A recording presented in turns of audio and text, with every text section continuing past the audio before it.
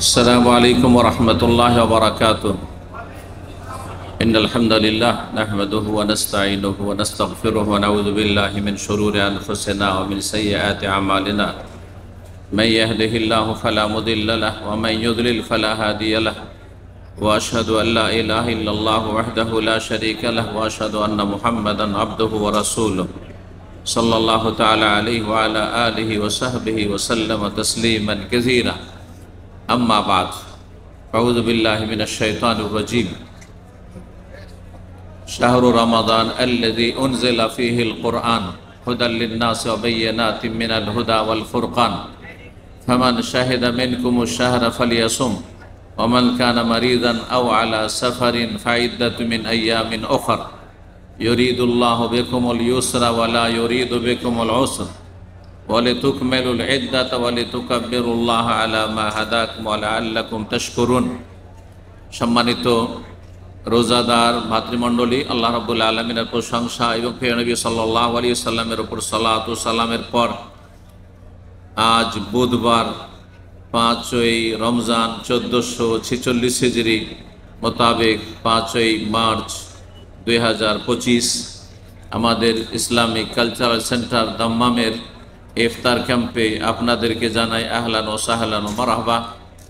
আল্লাহ রাব্বুল আলামিন আপনাদের জীবনের প্রত্যেকটি দিককে যেন উজ্জ্বল করেন, মোবারক করেন, বরকতপূর্ণ করেন এবং আল্লাহ রাব্বুল আলামিন তার অফুরন্ত রহমত দুনিয়া আখিরাতের আমাদের সকলকে যেন দান করেন। প্রতিটি রোজাদার নামাজি ব্যক্তিকে, ভালো মানুষকে আল্লাহ যেন তার কল্যাণ দান করেন এবং যারা মুসলিম সমাজের বিভ্রান্ত গুনাহগার বিভিন্ন পাপে লিপ্ত রয়েছে, ফরজ ওয়াজিব বেঘাটতি করে থাকে, হারাম নাজায়েজ পাপাচারে লিপ্ত থাকে, আল্লাহ তাদেরকে যেন হেদায়েত দান করেন। এই রমজান মাসে তাদের সংশোধন করার যেন তৌফিক দান করেন। আজকে আমরা আলোচনা করব রমজান মাস যেহেতু অত্যন্ত মোবারক মাস, ফজিলতপূর্ণ মাস, বড়ই মহত্বপূর্ণ মাস, সুতরাং এতে বেশ সুন্দর সুন্দর গুরুত্বপূর্ণ আমল রয়েছে, কিছু ফরজ, কিছু সুন্নত নফল।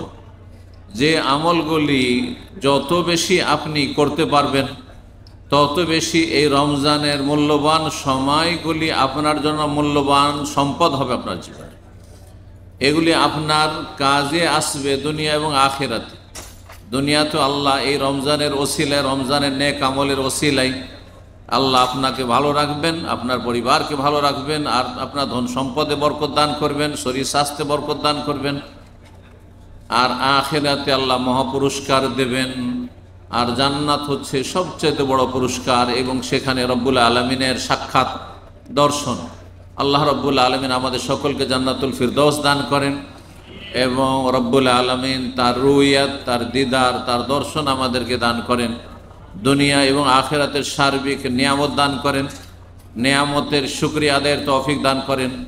আল্লাহর দানগুলি, নিয়ামতগুলিকে আল্লাহর সন্তুষ্টির কাজে, নেকির কাজে, ভালো কাজে লাগাবার তৌফিক দান করেন। আল্লাহর নিয়ামতকে, আল্লাহর দানকে হারাম কাজে, পাপের কাজে, আল্লাহর অসন্তুষ্টির কাজে লাগানো থেকে আল্লাহ আমাদেরকে বাঁচিয়ে রাখেন। আল্লাহ দান করেন আর আল্লাহর নিয়ামত দিয়ে আপনি পাপ করছেন, এটা বড়ই মন্দ আচরণ, বড়ই নেমক হারামি। ওমা বিকুম মিন নি'মাতিন ফামিনাল্লাহ, যা রব দিয়েছেন সব আল্লাহর পক্ষ থেকে সব নিয়ামত।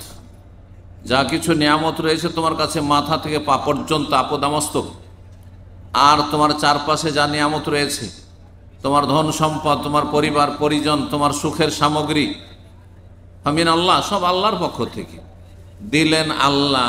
আর এগুলি দিয়ে কেউ পয়সা দিয়ে পাপ করছেন, কেউ নিজের মেধা শক্তি দিয়ে পাপ করছেন, শিরক কুফরি আকীদা লালন পালন করছেন, নাস্তিকতা আর ধর্মনিরপেক্ষতার কুফরি লালন পালন করছেন, আর কেউ আপনার ইসলাম বিদ্বেষী, মুসলিম বিদ্বেষীটা লালন পালন করছেন, আর কেউ বিভিন্ন পাপে জড়িয়ে রয়েছেন। আল্লাহ রাব্বুল আলামিন শরীরে সুস্থতা দিয়েছেন, আর এই সুস্থতার নিয়ামতকে হারাম কাজে লাগাচ্ছেন।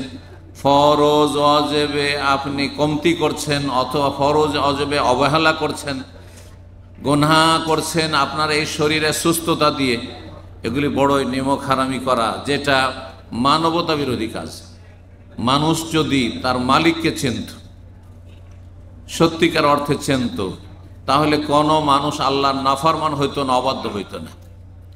একজন মানুষের আরেকজন মানুষের সামান্য যদি নিয়ামত অনুগ্রহ থাকে, কেউ আপনাকে 10টা টাকা দিয়ে উপকার করেছে, কেউ আপনাকে বিদেশে পাঠিয়েছে, কেউ আপনাকে কোনো জায়গায় আপনার দুর্দিনে সহযোগিতা করেছে, সারা জীবন তার এই অনুগ্রহের কথা, তার এই অবদানের কথা আপনি স্মরণ রাখছেন, যেহেতু আপনার মধ্যে মানুষত্ব আছে। তাহলে যেই ব্যক্তি রবের কাছ থেকে সবই পায়, অথচ রবের শুকরিয়া আদায় করেন না, রবের নিয়ামতকে তার সন্তুষ্টির কাজে লাগায় না, সেই ব্যক্তি কত বড় নিমক হারাম, চিন্তা করুন তো দেখি। সে আসল মালিককেই চিনল না। বেনামাজি সে আসল মালিককে চিনল না, বেরোজাদার তার মালিককে চিনল না। যেই ব্যক্তির পরকাল বলে কোনো চিন্তা নাই, সেই ব্যক্তি রবকে, সৃষ্টিকর্তাকে চিনল না, তাহলে বাপ মাকে আর কি চিনবে সে? তার দ্বারা ভালো কাজের কি বা আশা করা যেতে পারে? আল্লাহ রাব্বুল আলামিন যেন সঠিক বুঝ দান করেন। রমজান মাসে নেক আমলগুলি নিয়ে আলোচনা করব, সংক্ষেপে বলি। রমজান মাসে বেশ কিছু নেক আমল আপনি করে দুনিয়া আখিরাতে সম্মানিত হইতে পারেন, রবের সন্তুষ্টি হাসিল করতে পারেন, জান্নাত লাভ করতে পারেন, এবং আপনার মনে শান্তি থাকবে যে আমি আল্লাহর জমিনে আল্লাহর খেয়ে দিয়ে আল্লাহর নিয়ামত ভোগ করি, এই আল্লাহ যে আমাকে সুস্থ রেখেছে এই দিয়ে আমি কোনো পাপ করিনি। কারণ পাপী খুব অশান্তিতে থাকে, পাপের কুপরিণাম এবং কুপ্রভাবের বড়ই ভয় থাকে, যার ফলে যে কোনো পাপ করে কোনো মানুষ শান্তি পায় না। জেনা করে কেউ শান্তি পায় না, কাউকে খুন করে কেউ শান্তি পায় না, কেউ জুলুম অত্যাচার করে বেঈমানি করে পরের টাকা খেয়ে কেউ শান্তি পায় না, হারাম জীবন যাপন করে কেউ শান্তি পায় না, মদ খেয়ে কেউ শান্তি পায় না, হিরোইন গাঁজা খেয়ে কেউ শান্তি পায় না। এক কথায় ফজরের সময় আপনি শুয়ে থাকলেন, আপনি কখনো শান্তি পান না। জিজ্ঞাসা করুন ওই ব্যক্তিকে, যেই ব্যক্তি নিয়মিত ফজরের নামাজ পাবন্দির সাথে পড়ে এবং যথা সময় পড়ে, সেই ব্যক্তির মানসিক কতটা শান্তি সে লাভ করে, যেটা থেকে বেনামাজি বঞ্চিত। ফজরের নামাজের সময় ঘুমন্ত ব্যক্তি হতভাগা বঞ্চিত। আল্লাহ রাব্বুল আলামিন এই নিয়ামতগুলি আমাদেরকে উপলব্ধি করার তৌফিক দান করেন এবং সার্বিক শান্তি আমাদেরকে দান করেন। সবচেয়ে বড় ইবাদত, গুরুত্বপূর্ণ ইবাদত রমজান মাসের 1 নম্বরে তৌহিদ, আল্লাহর একত্ব, এই যেটা সব সময় আপনাকে ধরে রাখতে হবে, লালন করতে হবে। এক মুহূর্তের জন্য, 1 সেকেন্ডের জন্য তৌহিদবিহীন জীবনযাপন করা যাবে না, কারণ সেই মুহূর্তেই আপনার মরণের পরোয়ানা আসতে পারে। তাহলে আপনি কাফের হয়ে বললেন, আপনি চিরস্থায়ী জাহান্নামী। এটি মুসলিম জীবনের সবচেয়ে বড় ইবাদত, সবচেয়ে বড় ফরজ কাজ, এবং সর্বপ্রথম ফরজ কাজ, সবচেয়ে গুরুত্বপূর্ণ ফরজ কাজ হচ্ছে আল্লাহর একত্ব প্রতিষ্ঠা করা। এটা সত্যিকারের লা ইলাহা ইল্লাল্লাহ যারা বুঝে, এবং বুঝে যারা লা ইলাহা ইল্লাল্লাহ বিশ্বাসী হয়েছে এবং মুসলিম হয়েছে, সেই ব্যক্তির মধ্যে তাওহীদ আছে। আর যেই ব্যক্তি লা ইলাহা ইল্লাল্লাহকে মন্ত্র মনে করে, হিন্দুদের মন্ত্রের মতো, আর যেই ব্যক্তি লা ইলাহা ইল্লাল্লাহ অর্থই বুঝে না, লা ইলাহা ইল্লাল্লাহর হয়তো শাব্দিক অর্থ তাও শুদ্ধ বলতে পারবে না, আর তার মর্ম কথাই বুঝে না, এর দাবিটা কি আল্লাহ ছাড়া কোনো সত্য মাবুদ নেই। তার মানে আল্লাহ ছাড়া যা কিছুর ইবাদত উপাসনা কেউ করছে, কোথাও হচ্ছে, সেগুলিকে না করলাম বাতিল, সেগুলি বাতিল।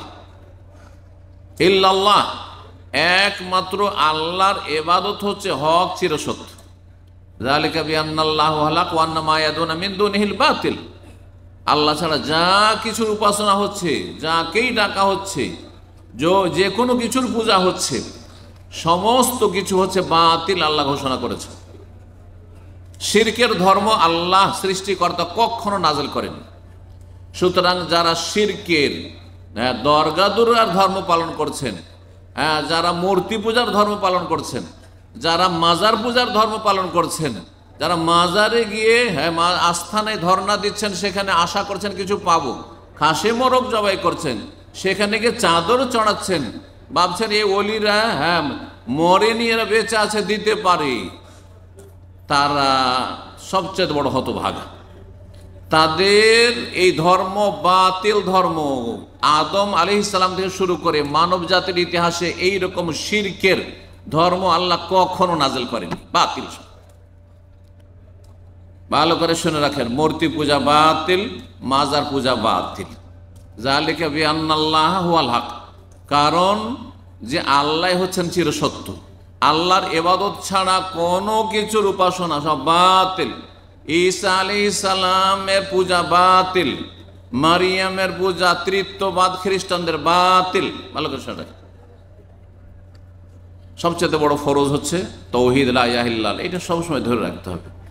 তারপরে স্থান হচ্ছে 5 ওয়াক্ত সালাতের, 5 ওয়াক্ত নামাজ ঠিক রাখতে হবে, কমপক্ষে 17 রাকাত নামাজ ঠিক রাখতে হবে। 17 রাকাতে কমতি হইলে ফেসে যাবেন, কোনো মুক্তির পথ নেই। জান্নাতের আশা বেনামাজি করিয়েন না, আল্লাহর রাস্তায় ভালো করে বলছি, খুব সহজ ভাষায় আমি কথা বলি যাতে করে সমস্ত স্তরের লোকেরা বুঝে যে বেনামাজি আপনি 17 জায়গায় 15 পড়বেন, শুধু ফজর পড়েন না, আর জান্নাতের আশা করছেন, এই আশা আপনার নিরাশায় হতাশায় পরিণত হবে। এই আশা করিয়েন না, কমপক্ষে 17 রাকাত নামাজ পড়তে হবে বাধ্যতামূলক মুসলিম থাকার জন্য। তারপরে অন্যান্য আমল করেন, যত করবেন তত ভালো। আর তারপরে অন্যান্য আপনি সুন্নত পড়েন, তাহাজ্জুদ পড়েন, সালাতুদ দুহা, চাষ পড়েন, যা পড়বেন তাই পড়েন, নফল পড়তে হবে, কিন্তু আপনাকে 17 রাকাত পুরা করে দিতে হবে।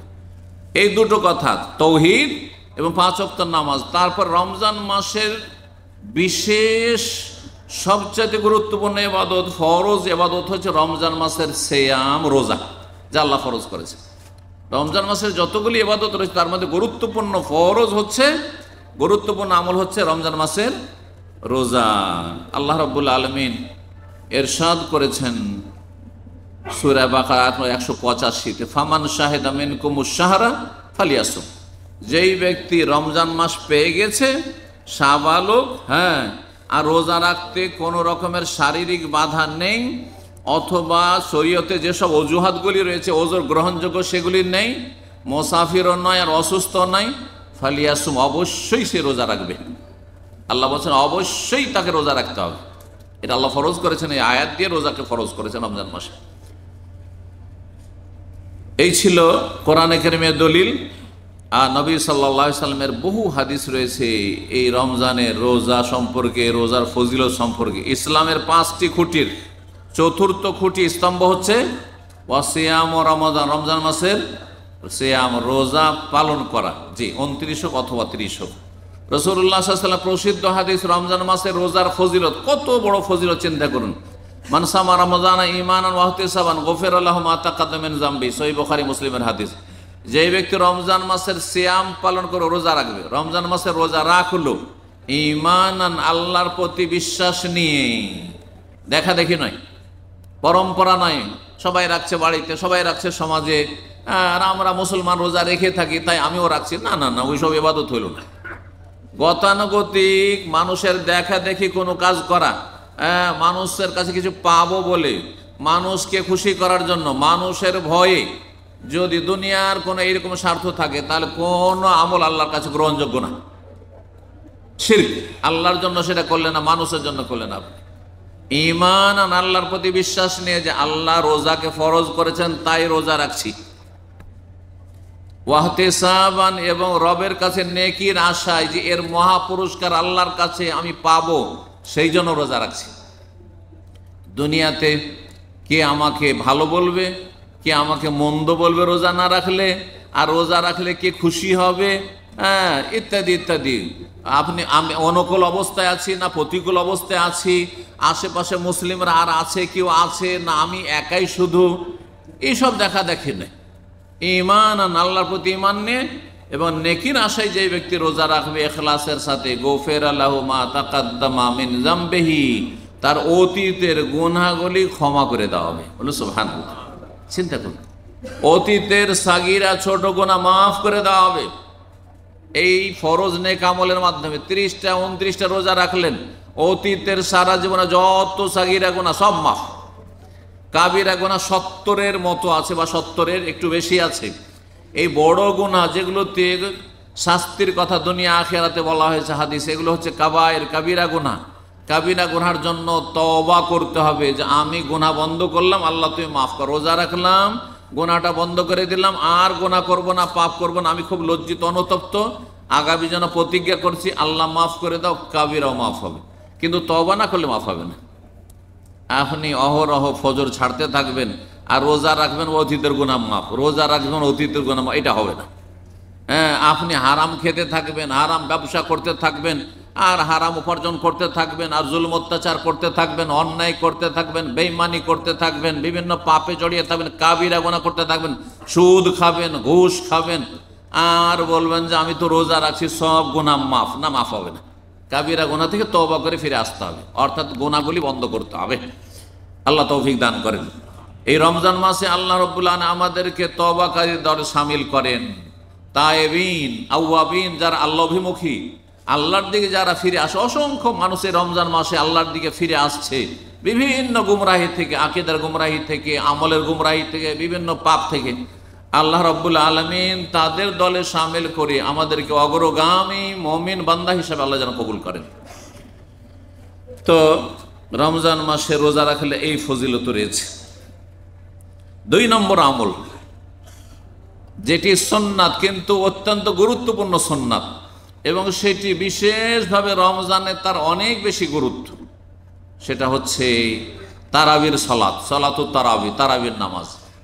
এই তারাবির নামাজ রমজান মাসে এর নাম তারাবি, আর অন্য মাসে এটির নাম তাহাজ্জুদ। একই নামাজের বিভিন্ন নাম, আলাদা নয়।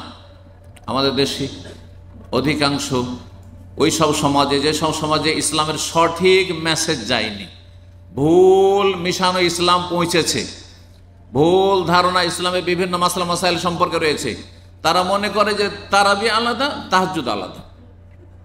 তাদের এই সম্পর্কে জ্ঞানের শোচনীয়তা রয়েছে, সঠিক তথ্য তারা উদ্ঘাটন করতে পারেনি।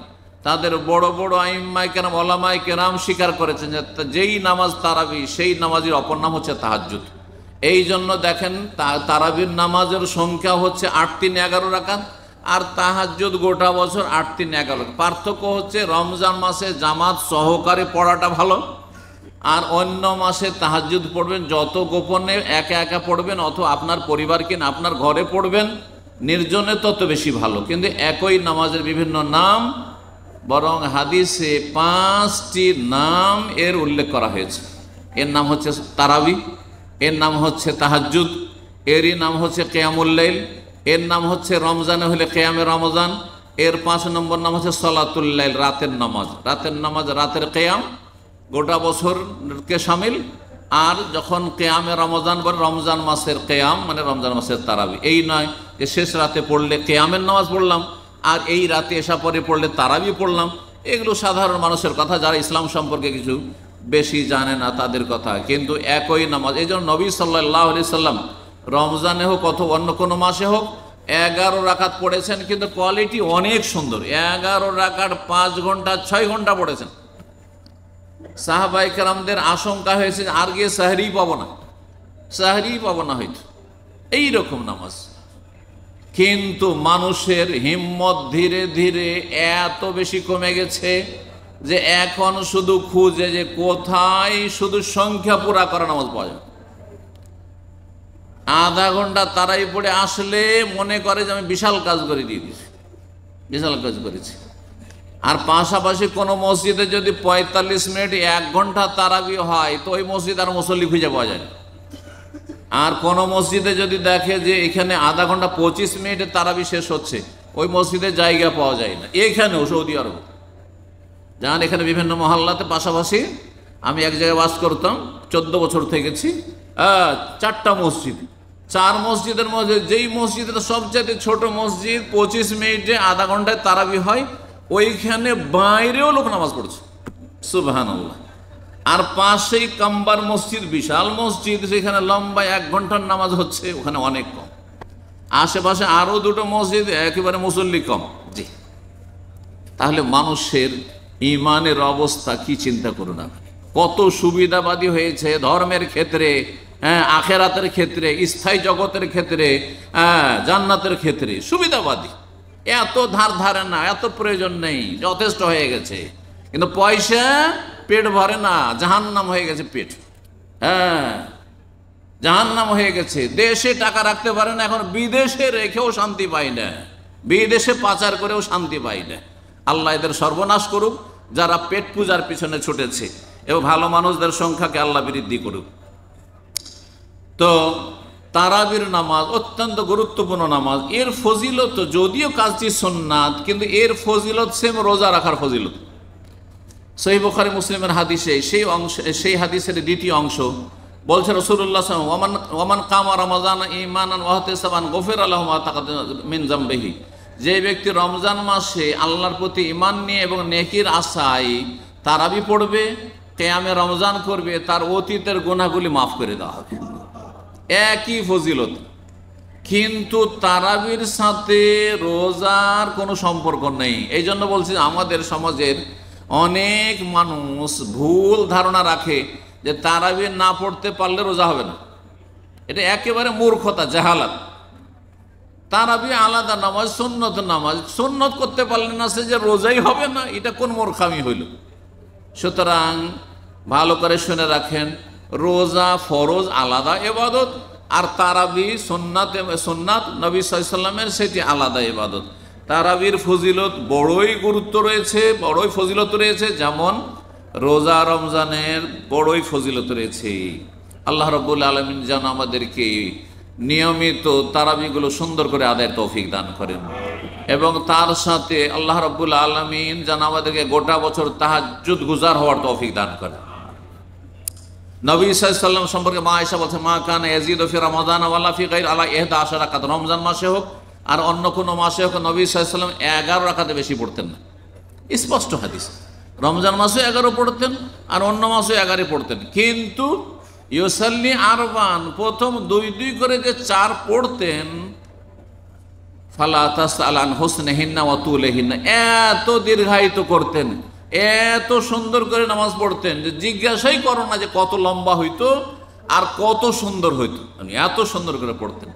তো ওই রকম দীর্ঘ সময় ধরে 2 রাকাত নামাজে ধরেন 2 ঘন্টা লাগিয়ে দেওয়া, এটি রাসূলুল্লাহ সাহাবাই কেরামদের বৈশিষ্ট্য ছিল, ঈমান ছিল, জজবা ছিল। কিন্তু আজকালকার মানুষের পক্ষে সম্ভব নয়, যার ফলে কিছু লোকেরা সংখ্যা বাড়িয়েছে, কিন্তু সেটা সংখ্যা বাড়িয়ে 20 তারাবি, এটা মন গড়া কথা, এটি জাল কথা। নবী সাল্লাল্লাহু আলাইহি ওয়াসাল্লাম জীবনেও 20 রাকাত তারাবি পড়েননি। ভালো করে শুনুন, নবী সাল্লাল্লাহু আলাইহি ওয়াসাল্লামের খোলাফায়ে রাশিদিন আবু বকর, ওমর, ওসমান, আলী তারাও 20 পড়েননি। বরং উমর রাদিয়াল্লাহু তাআলা আনহু যখন 30 দিনের জামাত করার নির্দেশ দিলেন, মুয়াত্তা মালিকের সহিহ হাদিস, উবাই ইবনে কাব সাহাবী হাফেজে কোরআন, আলেমে দ্বীনকে, কারি সাহেবকে এবং তামিম দারি 2 কারিকে, তাদেরকে বললেন যে আইয়াকুম আলিন নাসে বে ইহদা আশারাতা রাকাতান, 11 রাকাত যেন পড়ায় তারা। তো উমর রাদিয়াল্লাহু তাআলা আনহুর নির্দেশ ছিল, ফরমান ছিল যে 11 রাকাত, এটি উমর রাদিয়াল্লাহু তাআলা সুন্নাত। সুতরাং আমাদের দেশের সোশ্যাল মিডিয়াতে অথবা টিভিগুলিতে ভুল তথ্য কিছু আলেমরা দিয়ে থাকে, বলে যে উমর রাদিয়াল্লাহু তাআলা 20 রাকাত সুন্নাত, এটাও ভুল কথা, এটাও ভুল কথা। ভালো করে শুনুন, উমর রাদিয়াল্লাহু তাআলার সুন্নত 20 নয়, তবে ধীরে ধীরে সংখ্যা বাড়াইতে শুরু করেছে ব্যক্তি পর্যায়ে। লোকেরা কেউ 20 পড়তো, কেউ 30 পড়তো, কেউ 36 পড়তো, কেউ 41 পর্যন্ত পড়তো বেতর সহ। তাবেঈনদের যুগে কেউ সেটা ব্যক্তি আমল, আপনি 100 পড়তে পারেন, সারা রাত আপনি 100 রাকাত পড়েন, তাতে অসুবিধা কি? কোনো অসুবিধা নেই। আপনি 40 পড়েন, আপনি 60 পড়েন, কোনো অসুবিধা নেই। তারপরে শেষখানে এক পড়ে নেন, বেতর পড়ে নেন।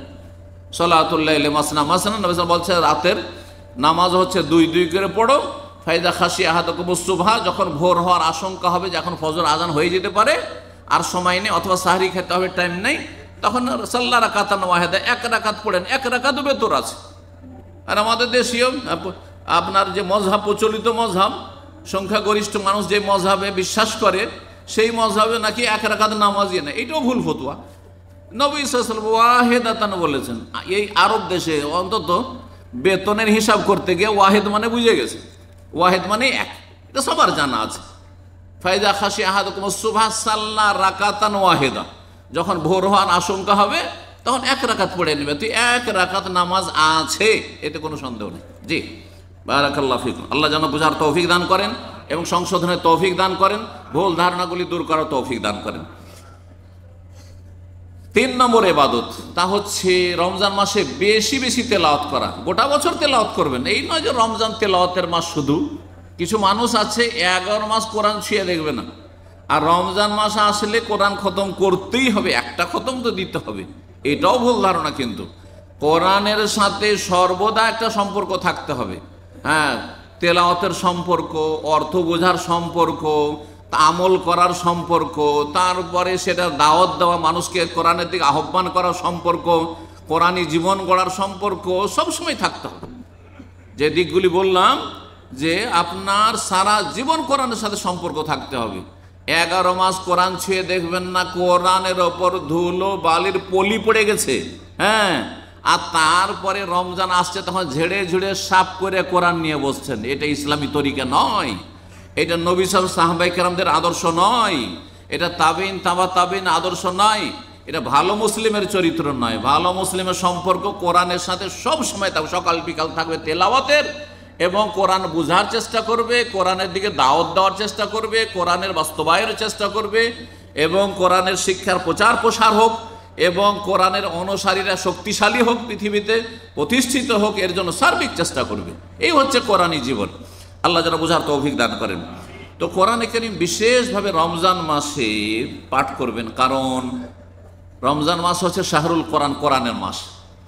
রমজান মাসে কোরআন নাযিল হওয়া শুরু হয়েছে। রমজান মাসে জিবরাইল আলাইহিস সালাম রাসূলুল্লাহ সাল্লাল্লাহু আলাইহি ওয়াসাল্লামের কাছে আসতেন প্রত্যেক রাতে, এশা পরে চলে আসতেন, আর ফজর আগ পর্যন্ত দীর্ঘ সময় জিবরাইল অবস্থান করতেন, আর নবী সাল্লাল্লাহু আলাইহি সাল্লামের কোরআন শুনতেন, শোনাতেন, শুনতেন। কানা ইউআরিযুল কোরআন, জিবরাইল আলাইহিস সালামকে প্রত্যেক রাতে কোরআন শোনাতেন, দৌড় করতেন, আমাদের দেশের হেফজখানার ভাষায় মোরাজা করতেন, রিভাইজেশন করতেন। জি, এইভাবে নবী সাল্লাল্লাহু আলাইহি সাল্লাম সারা রাত কোরআনের সাথে কাটাতেন, জিবরাইল আলাইহিস সালামের সাথে বসে। সুতরাং রমজান মাস হচ্ছে কোরআনের মাস। সালাফে সালেহিনগণ, সাহাবায়ে কেরাম, তাবেঈন কোরআনে কারীমকে সময় দিতেন রমজান মাসে। ইমাম জুহরি রাহিমাহুল্লাহ প্রখ্যাত তাবেঈ এবং অসংখ্য সাহাবায়ে কেরামদের সিনিয়র ছাত্র, তার আমল ছিল ইজা দাখালা রমজান, তিনি বড় মুহাদ্দিস ছিলেন। হাদিসের কিতাবে জুহরি, ইমাম জুহরি রাহিমাহুল্লাহ খুব বড় মুহাদ্দিস। যখন রমজান মাস আসতো তখন তিনি হাদিস চর্চা ছেড়ে দিতেন, হাদিসের পড়াশোনা ছেড়ে দিতেন, হাদিসের শিক্ষা দেওয়া ছেড়ে দিতেন। হাদিস নিজেও মুখস্থ করতেন না এবং হাদিসের শিক্ষাও দিতেন না ছাত্রদেরকে। বলতেন ফাইন্নামা হুয়া তিলাওয়াতুল কোরআন, রমজান মাসে কোরআন তেলাওয়াতের মাস, ওয়া ইতআমুত তাম, এবং গরিব বা অভাবীকে অন্ন দানের নাম বা ইফতার করাবার মাস। ইফতার গরিবকে নয়, ইফতার সচ্ছল মানুষকে করানো যায়, আর যখন দান সাদকা করবেন তখন গরিবকে দেবেন। জি, তো সালাফে সালেহিন কোরআনের তেলাওয়াতের খুব গুরুত্ব দিতেন এবং এর অনেক ফজিলত রয়েছে। ইনশাআল্লাহ একদিন শুধু কোরআন তেলাওয়াতের ফজিলত নিয়ে আলোচনা করব। 4 নম্বর আমল রমজান মাসের, তা হচ্ছে বেশি বেশি ইস্তেগফার করা, আল্লাহর কাছে ক্ষমা চাওয়া। কারণ এই সময়টা হচ্ছে আপনার আমার ইমানের অনুকূলে, পরিবেশটাও ভালো মোটামুটি। এই সময়টায় মুসলিম সমাজে অনেক ভালো কাজ হচ্ছে, যেই 11 মাসে এই কাজগুলি হয় না। হয়তো ভালো মানুষের সংখ্যা বেড়েছে এবং ভালো কথাবার্তা শুনতে পাচ্ছেন, ভালো পরিবেশে আছেন, ভালো অবস্থায় আছেন। এই অবস্থায় যদি তওবা না করেন তার কখন তওবা করবেন আপনি?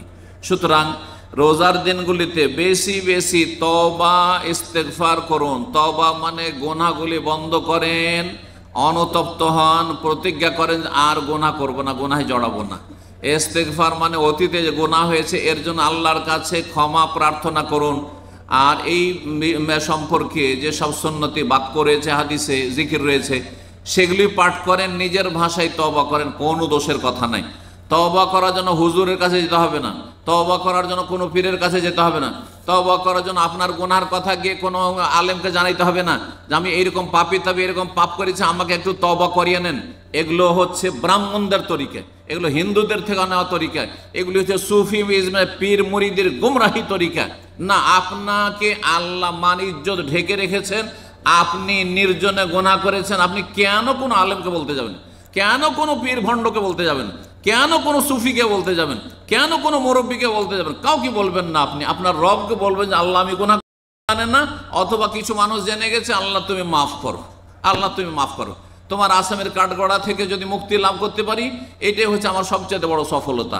সুতরাং কাউকে নিজের গুনাহ ডিটেলস জানাবেন না যে আমি এই করেছি, বরং গুনাহ সম্পর্কে চর্চা করা, গুনাহ সম্পর্কে কারো সাথে আলাপ আলোচনা করা, এটি তওবা কবুলে বাধাগ্রস্ত করতে পারে। কারণ তাহলে আপনি নির্লজ্জ, তাহলে আপনি বেহায়া, যে আপনি বিভিন্ন পাপ করার পরে বলছেন আমি এটা সুদ খেয়েছি, তো আমি ঘুষ খেয়েছি, তো আমি জেনা করেছি, নাউজুবিল্লাহ, আমি এই কাজ করেছি, আমি এই কাজ করেছি, আমি আরাম খেয়েছি। না, কেন বলবেন? আল্লাহ লুকিয়ে রেখেছেন, আপনি লুকিয়ে রাখুন, এবং লুকিয়ে লুকিয়ে গোপনে আল্লাহকে বলুন যে আল্লাহ আমাকে মাফ করে দাও। আর মানুষের যদি হক হয় তো হকগুলি আদায় করে দেন। আল্লাহ যেন তৌফিক দান করেন। বলছিলাম 4 নম্বর আমলের কথা, যে তওবা ইস্তিগফার, আস্তাগফিরুল্লাহ ওয়া আতুবু ইলাইহি। পড়েন সংক্ষেপে, আস্তাগফিরুল্লাহ মানে আল্লাহর কাছে আমি ক্ষমা প্রার্থনা করছি, ক্ষমা চাইছি। ওয়া আতুবু ইলাইহি তার কাছে আমি তওবা করছি, মানে ফিরে আসছি, প্রত্যাবর্তন করছি। আর একটি দোয়া, আস্তাগফিরুল্লাহাল্লাযী লা ইলাহা ইল্লা হুয়াল হাইয়ুল কাইয়্যুম ওয়া আতুবু ইলাইহি, এইভাবে ইস্তিগফার করবেন। কিন্তু আমাদের দেশে যা কিছু শিখেছে, ভেজাল শিখিয়েছে।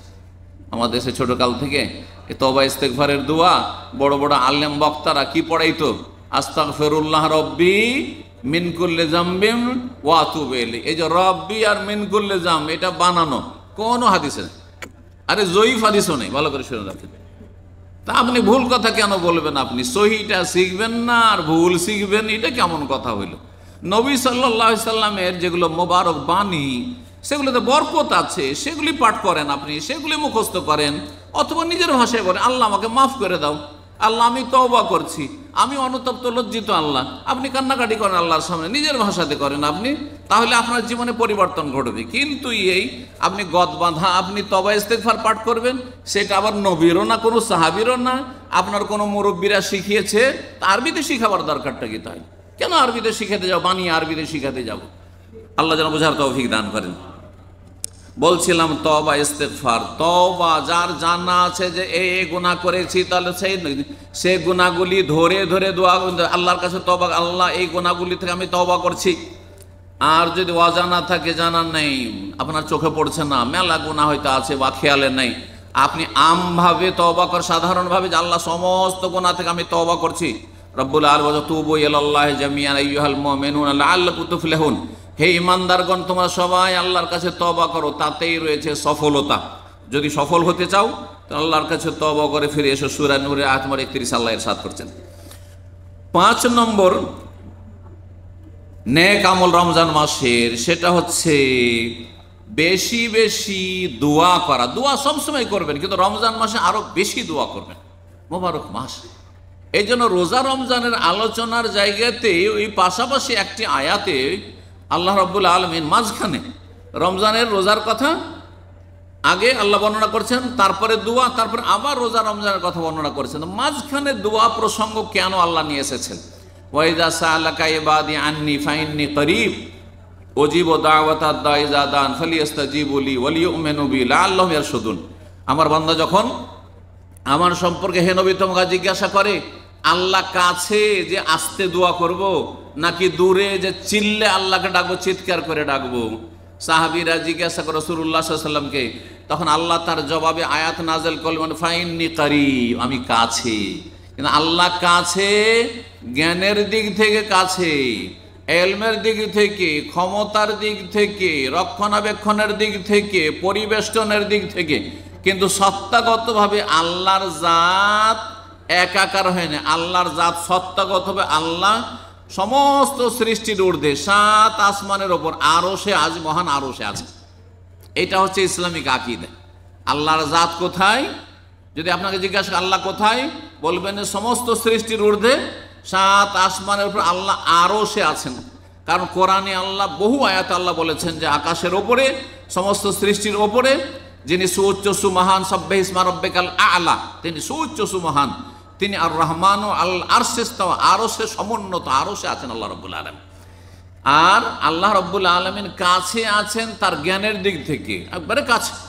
হ্যাঁ, আপনার পাশের লোক শুনতে পাবে না, কিন্তু আল্লাহ মনের কথা জানছেন। অন্তরের কথা জানছেন। জি, বিভিন্ন দিক থেকে আল্লাহ রব্বুল আলামিন কাছেই, কিন্তু আল্লাহ জাতের দিক থেকে, সত্যগত দিক থেকে আল্লাহ আরশে আজিম। বলছিলাম যে আল্লাহর কাছে বেশি বেশি দোয়া করবেন। অজিব দাদা আওয়াতাদা, আল্লাহ বলছেন আমি দোয়াকারীর দোয়া শুনি, ডাকে সাড়া দিই। এজা দান, যখন দোয়া করি, ফালিয়াস্তাজিবুলি, সুতরাং তারাও যেন আমার ডাকে সাড়া দেয়। আল্লাহর ডাক হচ্ছে হাইয়া আলাস সালাহ হাইয়া আলাল ফালাহ, নামাজ পড়তে এসো, ওই ডাকে সাড়া দিতে হবে। আপনি হাইয়া আলাস সালাহ হাইয়া আলাল ফালাহ ডাকে সাড়া দিবেন না, আর আপনি হাত তুলে দোয়া করবেন, বেনামাজি আধা নামাজি, মাঝে মাঝে আজান হচ্ছে আর নামাজ পড়েন না, আপনি জানছেন না, ঘুমিয়ে থেকে যাচ্ছেন, আর আল্লাহ আপনার ডাকে সাড়া দেবে, এটা হবে না। ফালিয়াস্তাজিবুলি, আমার ডাকে সাড়া দাও আল্লাহ বলছে। ওয়ালিউমিনু বি, আমার পরে ইমানদার হও, ইমানটা কামিল করো, ভালো ইমান করো, ইমানে নবায়ন করো। লাআল্লাহুম ইয়ারশুদুন, তাহলে সঠিক পথ পাবে, তাহলে দোয়ার সঠিক রাস্তা পাবে, তাহলে দোয়া কবুল হবে। আল্লাহ যেন বুঝার তৌফিক দান করেন এবং রব্বুল আলামিন ফরজ ওয়াজিব আদায়ে তৌফিক দান করেন, হারাম নাজায়েজ জীবন থেকে আল্লাহ যেন বাঁচিয়ে রাখেন। 6 নম্বর আমল হচ্ছে বেশি বেশি দান সাদকা করা। সারা বছর দান করবেন, কারণ গরিব সারা বছর আছে, অভাবী সারা বছর আছে, সুতরাং তাদের পাশে দাঁড়াইতে হবে। কিন্তু রমজান মাস হচ্ছে বেশি বেশি দান সাদকার সময়। রাসূলুল্লাহ সাল্লাল্লাহু আলাইহি ওয়াসাল্লাম সবচেয়ে বেশি দানশীল কখন হইতেন? রমজান মাসে। কানা রাসূলুল্লাহ আজওয়াদান নাস, সহিহ বুখারীর হাদিস রয়েছে, নবী সাল্লাল্লাহু সবচেয়ে বড় দানশীল ছিলেন, সবচেয়ে বড় দাতা ছিলেন। ওয়াকান আজওয়াদা মা ইয়াকুনু ফি রমজান, সবচেয়ে বেশি দানশীল হয়ে যেতেন রমজান মাসে। হিনা ইয়ালকাহু জিবরিল আলাইহিস সালাতু ওয়াস সালাম, যখন জিবরিল আলাইহিস সালাম তার সাথে মোলাকাত করতেন, রাতে এসে দেখা করতেন, যেহেতু গোটা রমজানে জিবরাইল আসতেন, তাহলে বোঝা গেল যে যত বড় ব্যক্তিত্বের সাথে আপনার সম্পর্ক থাকবে, তত বেশি আপনার ইমানদারি আরো বাড়তে হবে। আপনি আলেমের সন্তান, আপনি আলেমের ভাই বেরাদর, আপনি একজন আলেমের আত্মীয় স্বজন, আপনি আলেমের সাথে আপনি উঠা বসা রাখেন, আলেমের সাথে চলাফেরা রাখেন, আলেমের পাশাপাশি থাকেন, তাহলে আপনার আমল আরো ভালো হইতে হবে।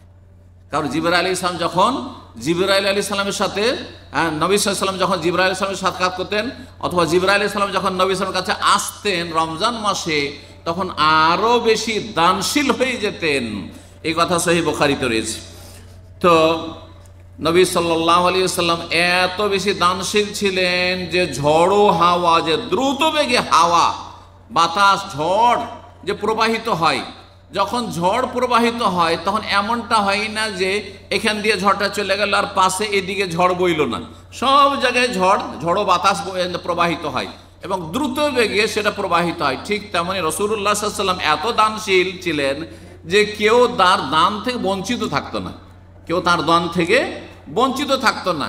এমনকি নিউ মুসলিমের আসতো, কালিমা পড়েছে, আর তারপরে সে কয়েকটা উট পেয়ে গেছে, জীবনে একটা উটের মালিক হইতে পারেনি, গরিব বেদুইন হয়তো যাযাবর, আর তারপরে গিয়ে গোটা বংশে গিয়ে দিল ঘোষণা করে যে আরে ইন্না মুহাম্মাদান ইউতি আতান মা ইউকসা মাহুল ফাকর, মুহাম্মদ সাল্লাল্লাহু আলাইহি ওয়াসাল্লাম এত বেশি দান খায়রাত করছেন, এত বেশি দিচ্ছেন যে যদি ইসলাম কবুল করে নাও তো গরিব আর থাকবে না, অভাব আর থাকবে না, দলে দলে গোটা বংশ উঠে চলে আসছে আর সব ইসলাম কবুল করছে। আর তারপরে আস্তে ধীরে ইমান মজবুত হচ্ছে, একদিনে ইমান মজবুত হয় না। জরুরি নয় যে একদিনে ইমান পাকা হবে, কিন্তু বেঈমান মুনাফিক যেন ইসলাম কবুল করতে না আসে, কমপক্ষে বিশ্বাস নিয়ে আসবে, আল্লাহ পরকালে বিশ্বাস নিয়ে। ইমানের দুর্বলতা আসে, আস্তে আস্তে এই দুর্বলতা কেটে যাবে।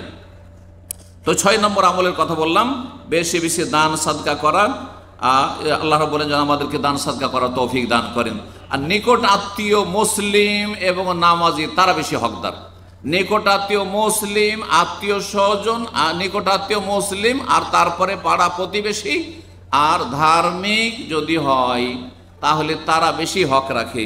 আর তার সাথে বেশি নিডি, বেশি অভাবী, যে যত বেশি অভাবী, যত ধার্মিক আর যত নিকট আত্মীয়, যত বেশি কাছের প্রতিবেশী, এরা বেশি হক রাখে, তারপরে অন্যরা। তারপরে 7 নম্বর আমল হচ্ছে রমজান মাসে পারলে একটা উমরা করবেন। রমজান মাসে উমরা করলে কি পাওয়া যায়? কে বলতে পারেন? 1 হজের সওয়াব পাওয়া যায়। নবী সাল্লাল্লাহু আলাইহি ওয়াসাল্লাম উমরাতুন ফি রমাদান তাআদিলু হাজ্জাতান মাই, রমজান মাসে একটা উমরা করলে একটা আমার সাথে হজ করার নেকি পাওয়া যায়, হজের সমান সওয়াব, তাও নবী সাল্লাল্লাহু আলাইহি ওয়াসাল্লামের সাথে হজ করার সওয়াব পাওয়া যায়। সুতরাং কমপক্ষে একটা করে উমরা মাঝে মধ্যে রমজানে যাওয়ার চেষ্টা করবেন ছুটি পেলে। আল্লাহ যেন সকলকে নেক আমলে তৌফিক দান করেন। 8 নম্বর আমল, রমজান মাসের খাস একটি আমল রমজান মাসের শেষ 10 দিনে, সেটা হচ্ছে এতেকাফ করা। যারা ফ্রি আছেন, ছুটি আছেন, অবসর আছেন, মসজিদে 10 দিন এতেকাফ করবেন। আর মসজিদে হারাম বা মসজিদে নববী বা মসজিদে আকসা, এই 3টি মসজিদের এতেকাফ বেশি উত্তম। এছাড়া যদি এতেকাফ করতে হয় তাহলে পুরুষদেরকে জুমা মসজিদে এতেকাফ করতে হবে, আর মহিলারা ওক্তিয়া মসজিদে এতেকাফ করে। মহিলারা আমাদের দেশে মুসাল্লায় জায়নামাজে বসে নিজের ঘরের কোনায় এতেকাফ করে, এটা বেদাত, এটা জায়েজ নয়। এই ভুলটা সংশোধন করে। আমাদের দেশে অনেক মুরব্বী মহিলারা আছে, আর তারাও বাড়িতে মুসাল্লায় কোনাতে বসে গেছে, আর তারপরে সেখানে ঘরের মধ্যে এতেকাফ করছে, এটা জায়েজ নয়, এর কোনো প্রমাণ নেই। 9 নম্বর রমজান মাসের বিশেষ আমল, সেটি হচ্ছে লাইলাতুল কাদার তালাশ করা। শেষ 10 দিন জাগার চেষ্টা করে গোটা রাত, আর বিশেষ করে শেষ 10 দিনের যে বেজোড় রাতগুলি রয়েছে 21, 23, 25, 27, 29, এই রাতগুলিতে লাইলাতুল কাদার তালাশ করবেন। একটা লাইলাতুল কাদার যদি পেয়ে যান তাহলে 83 বছর 4 মাসের নফল ইবাদতের চাইতে উত্তম। লাইলাতুল কাদের খায়রুম মিন আলফে, 1000 মাস অপেক্ষা উত্তম। 1000 মাসে হয়ে যায় 83 বছর 4 মাস। তাহলে একটা লাইলাতুল কাদার দিয়ে একটা মানুষের আয়ু 83 বছর সাধারণত হয় না, এতটা আপনি নেকি পেয়ে গেলেন। সুতরাং লাইলাতুল কাদার জাগার চেষ্টা করবেন, আল্লাহ যেন তৌফিক দান করেন। 10 নম্বর নেক আমল হচ্ছে লাইলাতুল কাদারের সাথে এই যে শেষ 10টি দিন অন্য প্রথম 10, দ্বিতীয় 10-এর চাইতে বেশি উত্তম। সুতরাং এই 10টি রাতে বেশি বেশি কঠোর পরিশ্রম করে ইবাদত করবেন, নেক আমল করবেন, লম্বা নামাজ পড়বেন, লম্বা দোয়া করবেন, জিকির আজকার করবেন, আল্লাহ যেন তৌফিক দান করেন। 11 নম্বর ইবাদত রমজান মাসে রোজাদারদেরকে ইফতার করানো। একজন রোজাদারকে ইফতার করালে যেই ব্যক্তি ইফতার করালো সেই ব্যক্তি যত লোক ইফতার করলো তাদের সওয়াব পেয়ে গেল। এই যে যারা এখানে ইফতার করাচ্ছে, খাবার দিচ্ছে, আমাদের সমান নেকি পাচ্ছে যত লোক এখানে ইফতার করছেন। এখানে আরেকটি কথা বলা ভালো, যেসব ভলেন্টিয়ার ভাইরা শ্রম দিয়ে মেহনত দিয়ে আপনাদেরকে ইফতার পরিবেশন করছেন, তারাও আপনাদের সমান নেকি পাবেন, কারণ আপনাদের তারা খেদমত করছেন। কেউ সময় দিয়ে, শ্রম মেহনত দিয়ে, কেউ টাকা পয়সা দিয়ে, ইফতারির খাবারের পয়সা দিয়ে নেকি নিচ্ছেন।